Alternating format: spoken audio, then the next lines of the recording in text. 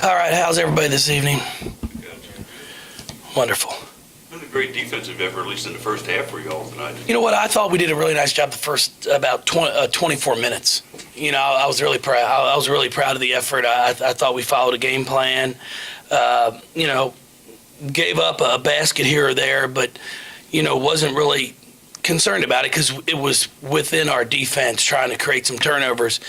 In the first half, we did have 3 breakdowns that led to 3 threes, and that's the one thing that we're going to talk to them about tomorrow. And we talked to them about at halftime that, you know, when you have breakdowns and you're giving people wide open shots, they're going to make them. Now, there were a few times we scrambled out of it and we're flying by shooters and they missed it. Well, when you're contesting them, they're a lot harder to make. You had a really nice effort in the fourth quarter, at least from Bianca Dunham out there. Something you saw in practice that made her take off today? Well, I thought, you know, she played hard at times. That's one thing I've really got to challenge her about. You know, there were a few possessions. We get too emotional when we miss shots. You know, it's like you're not going to make every shot, but the problem is we miss a shot and then we don't sprint back on defense. Then we hang our head. We don't talk at the defensive end of the floor. And that's one thing with that group that was out there towards the end that we really have to get better at. You know, it's okay to miss a shot. Let's figure out a way to now either get it back on an offensive board or figure out a way to get a stop at the defensive end. When you have your starters in and prime players in for less than 20 or 20 minutes, does it create you a little bit of a teaching opportunity while they're sitting there watching the second stringers go? Oh, yeah. You know, it's always a teaching opportunity. I told them all this, you know, I take pride in what we do here as a coaching staff, and you know, I didn't see a bunch of playing time my days at Northern Kentucky, but instead of sitting on the bench, I actually watched the game. I tried to learn, you know, just in case I did get the opportunity to play. I wanted to be ahead of things. Well, you know, I didn't get a great opportunity. I wasn't very good, but I think it helped me become a good coach, and that's why I keep trying to tell our players, like, instead of sitting on the bench and being like, man, I wish I was out there, I wish I got a chance, pay attention, focus. You can learn a ton from sitting there. And then when you do get that chance, you're going to be that much further ahead instead of the old, oh, he's putting me in the game. And then you're trying to really figure it out real quick, and it's panic. So, you know, it's an opportunity for all of them, no matter if you're the starters or coming off the bench. Just try to take the game in and learn from it. They had a player, Darian Huff, who went to Elizabethtown. You might remember her when the high school came in and played really well against y'all.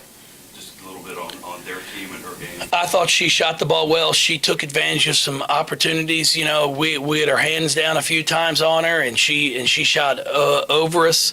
They ran a few nice little plays, drive baseline, come behind off the screen. She knocked down a couple. I was impressed, and I always have been. I mean, they play hard. You know, they play hard.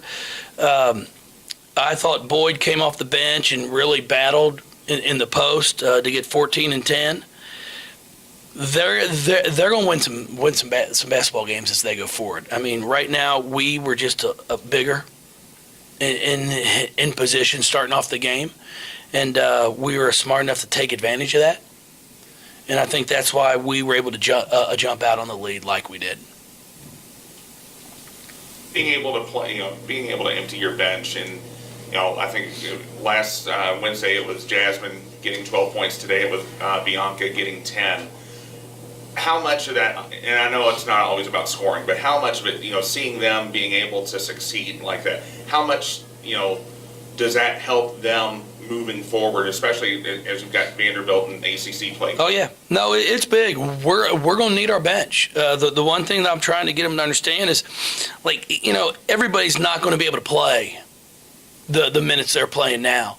But now it's going to, as we can continue to move forward, it's going to come to a point of, okay, who's able to go out there and perform? You might not get 6 minutes to start to get your motor going. I thought Jazz the other night, as soon as I inserted her in the lineup, gave us a boost. I didn't necessarily feel that tonight from our bench. it wasn't the same energy that they had on Wednesday night, and that's what I'm challenging them with. They have to have that consistency too, and if they do that, then we have a chance to be really special. So is it a concern then where it was Jazz on Wednesday night? Yeah, I mean, it's a concern that we're not consistent. You know what I mean? And I'm not expecting you to go 5 for 5 from the free field, and like Jazz shot the ball really well, but her energy level was higher. And that's what I want. I need that consistent energy. Coach, why does Sam Purcell dress so conservatively? You know what? I think that was a suit he wore in his wedding. Yeah, I think he just got it out of the closet. I don't think that's anything he went and picked up. Yeah. Could you give him some pointers or tips or something? I thought he looked really good. He did look good. Yeah, I mean, that's one thing I'll say for Sam. When Sam does something, he's all out. Yep. No, I sure appreciate it. Everybody, thanks for coming out. Hope to see y'all on Sunday.